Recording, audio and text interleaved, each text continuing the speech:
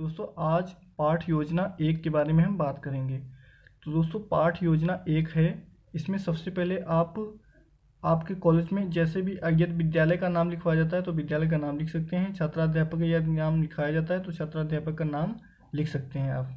उसके बाद में दिनांक, कक्षा, विषय, उपविषय, चक्र और अवधि ऐसा कॉलम बना लेंगे। उसके बाद जो भी आपको कॉलेज में डेट बताई जाए वो डेट डालेंगे। कक्षा ये 7th है, 7th लिख लेंगे। हिंदी, पद्य, कविता, चक्र जो भी आपका होगा कॉलेज में जो चक्र बताया जाएगा वो चक्र लिख लेंगे। और मिनट 40 मिनट। उसके बाद में प्रकरण अब जागो जीवन के प्रभात। सामान्य उद्देश्य बच्चों में हिंदी भाषा के प्रति रुचि जागृत करना, बच्चों में शुद्ध उच्चारण करने की क्षमता विकसित करना, बच्चे हिंदी भाषा के विभिन्न तथ्यों के बारे में जान सकेंगे। और 4th है बच्चे उचित लय, यति, तुक व धारा का प्रवाह के साथ पद्य का वाचन करना सीखेंगे। ऐसे लिखना है। उसके बाद में दोस्तों प्लीज़ यदि आप हमारे चैनल पर नए तो प्लीज़ मेरा सपोर्ट करें और चैनल को ज़रूर सब्सक्राइब करें। उसके बाद विशिष्ट उद्देश्य में लिखना है कि बच्चों को कविता विषय का अनुभव प्राप्त हो सकेगा, बच्चों में आलस्य नहीं होना चाहिए, बच्चों को जागो जीवन के प्रभात पाठ से अवगत कराया जाएगा। पूर्व ज्ञान में लिखेंगे बच्चों को मानव और जीवों के बारे में सामान्य जानकारी है। सहायक सामग्री में लिखेंगे लपेट, श्यामपट्ट, चौक, डस्टर आदि। सेकंड में लिख लेंगे चार्ट, प्रभात वर्णन, दृश्य।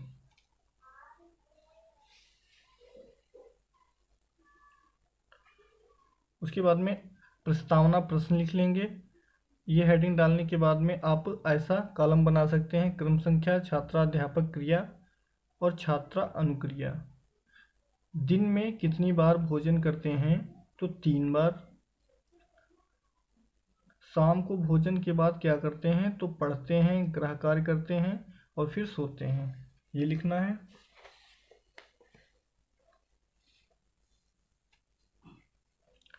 उसके बाद में 3 नंबर में लिखना है सोने के बाद कब उठते हैं तो सोने के बाद सुबह उठते हैं। ऐसी कोई कविता सुनाओ जिसमें प्रभात काल का वर्णन किया गया हो तो वह है। इसमें समस्यात्मक एक प्रश्न रहता है तो एक समस्यात्मक प्रश्न हो गया। उद्देश्य कथन में लिखेंगे विद्यार्थियों आज जागो जीवन के प्रभात नामक कविता का रसौदन करना चाहिए। अवंती विभाजन में लिखेंगे पाठ की एक भाग में समाप्ति होती है। उसके बाद में लिख लेंगे जागो जीवन के प्रभात की 3-4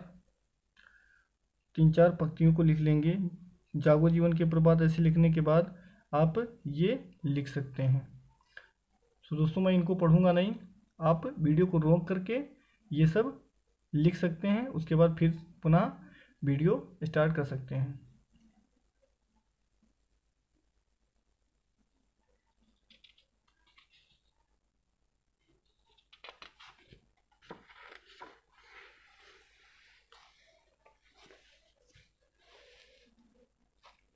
उसके बाद में लिखना है आदर्श पाठ।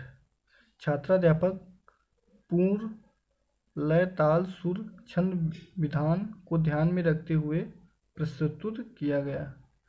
अनुकरण पाठ। छात्राध्यापक कक्षा में छात्रों को पाठ को याद कराने का निर्देश देंगे। विचार विश्लेषण प्रश्न इनको लिखेंगे। 1 नंबर जागो जीवन के प्रभात के रचनाकार कौन हैं तो वह हैं जयशंकर प्रसाद। 2 नंबर में लिखेंगे जयशंकर प्रसाद की 2 प्रमुख रचनाएं बताइए तो एक है लहर, दूसरा है झरना। कठिन शब्द निवारण श्यामपट्ट कार्य। ऐसी हेडिंग लिखने के बाद लिखेंगे कठिन शब्दों का निवारण श्यामपट्ट के माध्यम के आधार पर किया जाएगा। ये लिखने के बाद में आप ऐसे कॉलम बना लेंगे, ऐसे कॉलमों को बना लेंगे क्रम संख्या, शब्द, अर्थ, युक्ति, प्रयोग। ये लिखने के बाद में ऐसे आप कॉलम बना लेंगे। केवल 12 हैं इतना तो आप ऐसा बना लेंगे, और बनाने के बाद जैसे ये लिखा है ऐसे आप लिख लेंगे, ऐसे आप लिख लेंगे सभी को।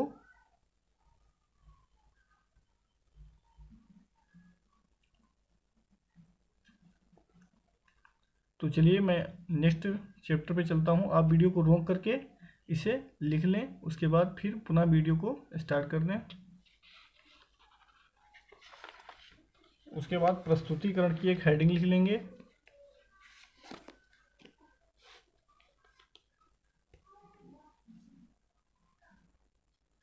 तो दोस्तों यहाँ पे मैं प्रस्तुतिकरण मैंने नहीं लिखा है, आप हेडिंग को लिख लेंगे प्रस्तुतिकरण। उसके बाद क्रम संख्या, शिक्षण विधि, छात्राध्यापक क्रिया और विद्यार्थी अनुक्रिया। ये लिखने के बाद में लिखेंगे पुनः आदर्श, पाठ संकेत। पाठ संकेत लिखने के बाद अब जागो जीवन के प्रभात, इतना लिखने के बाद में प्रसंग व्याख्या, इसमें लिखेंगे कि प्रस्तुत पंक्तियों में कवि ने प्रभात के बारे में वर्णन किया है, आशा और जागरण के आधार पर किया है। प्रातःकाल में ओस के बारे में बताया गया है, सुबह चिड़ियों के चहचहाने के बारे में बताया गया है। ऊषा को प्रकट करती है और नवजीवन में सक्रिय हो जाती है।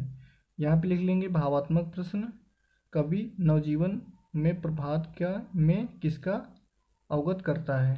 यहाँ पे लिख देंगे छात्र ध्यान पूर्वक सुनेंगे, इसका लिखेंगे जागने का।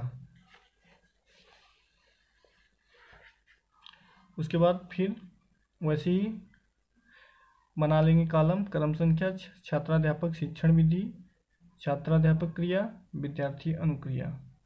संकेत, प्रसंग व्याख्या, तम नैनों के प्रभात। इस पंक्ति में रात बीत जाने पर वर्णन नवजीवन के प्रभात का वर्णन किया गया है। कवि कहता है कि रात्रि में के तारे आँखों का अंधकार विलुप्त होकर प्रकाश को किरणों का समूह में मूंद गए हैं, और सुबह मंद और सुगंध वाली मलय वाली हवा चल रही है।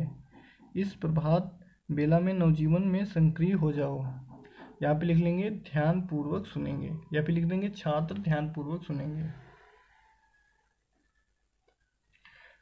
भावात्मक प्रश्न, कवि ने किसके बीत जाने के बाद नवजीवन का वर्णन किया है, तो वह रात्रि के बीत जाने के बाद।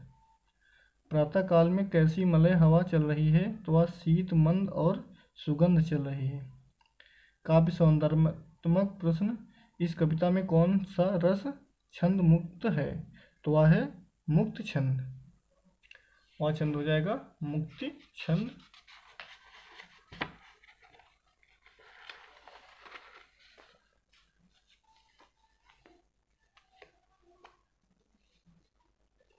उसके बाद में क्रम संख्या फिर वैसा ही बना लेंगे कॉलम, शिक्षण बिंदु, छात्राध्यापक क्रिया और विद्यार्थी अनुक्रिया। संकेत, रजनी की के प्रभात। प्रसंग व्याख्या, इसमें कवि ने प्रातः में पक्षियों के चहचहाने और शीतल हवा के चलने व नवजीवन के प्रभात के बारे में वर्णन किया है। सवेरा होने से रात की साज सज्जा का समय बीत जाता है। सुबह उठकर पक्षी अपना गाना शुरू करते हैं। अपनों से बड़ों से मिलो और उनका अभिनंदन करो।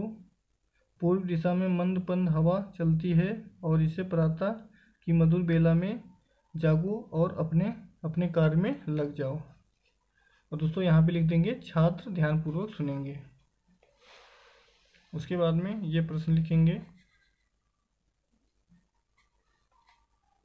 भावात्मक प्रश्न, सवेरा होने से किसका समय बीत गया, तो वह रात की साज सज्जा का।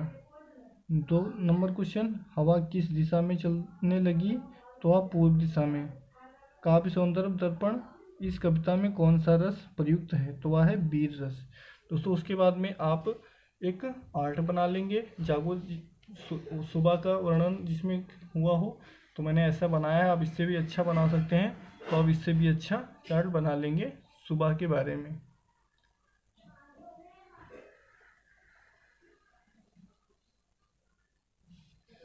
उसके बाद में नेक्स्ट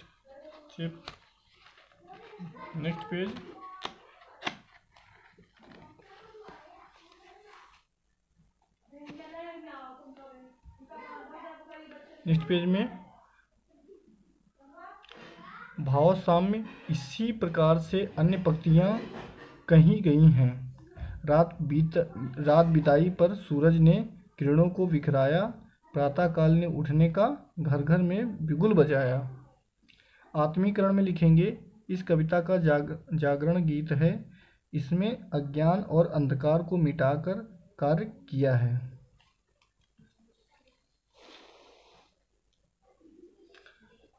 अंतिम संस्वर पाठ। छात्राध्यापक एक विद्यार्थी द्वारा पूर्व लय ताल से अंतिम संस्वर को वर्णन किया है।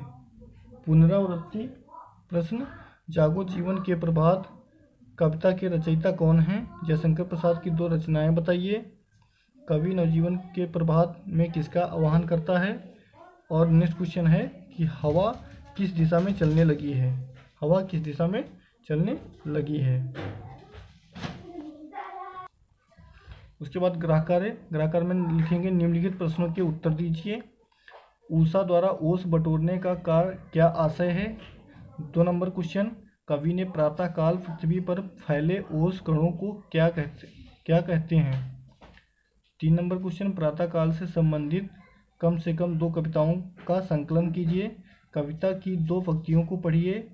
चल रहा सुखद मंद मलय बात, अरुणाचल में चल रही बात। इतना लिखने के बाद दोस्तों आप लिखेंगे 4 नंबर, कविता में नवजीवन का जो संदेश छिपा हुआ है दिए गए में से उसे छांटिए। तो इसको लिखेंगे, सूर्योदय के लिए, जीवन में नई आशा का संचार करने के लिए और मलय बात आनंद लेने के लिए। तो चलिए दोस्तों, आज के लिए बस इतना ही। ये आपका लेसन प्लान 1 हो गया। और प्लीज़ चैनल पे आप नए हैं तो चैनल को जरूर सब्सक्राइब कर लें और अपने दोस्तों में भी शेयर कर दें जो भी लेसन प्लान बनाना चाहते हैं। मिलते हैं नेक्स्ट वीडियो में लेसन प्लान नंबर 2 लेके। तब तक के लिए नमस्कार।